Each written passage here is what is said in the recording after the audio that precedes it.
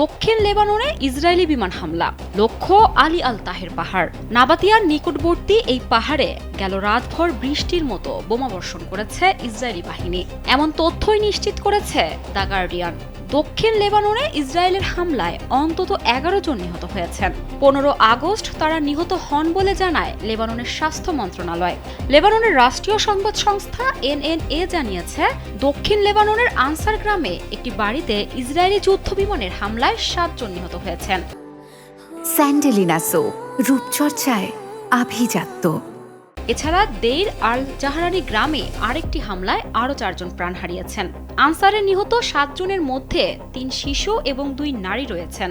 NNA আরও জানিয়েছে, এসব হামলায় 19 জন আহত হয়েছেন। ইসরায়েলি সামরিক বাহিনী বলছে, দক্ষিণ লেবাননের তথাকথিত নিরাপত্তা অঞ্চল তারা রাতভর লেবাননের সশস্ত্র গোষ্ঠীর বিভিন্ন অবকাঠামোয় হামলা চালিয়েছে। তাদের দাবি, সেখানে ইসরায়েলি সেনাদের উপর হামলার জবাবেই এই পাল্টা হামলা চালানো হয়েছে। এদিকে ইরান সমর্থিত গোষ্ঠীটি এক বিবৃতিতে জানিয়েছে, এই হামলার উপযুক্ত জবাব দেওয়া হবে।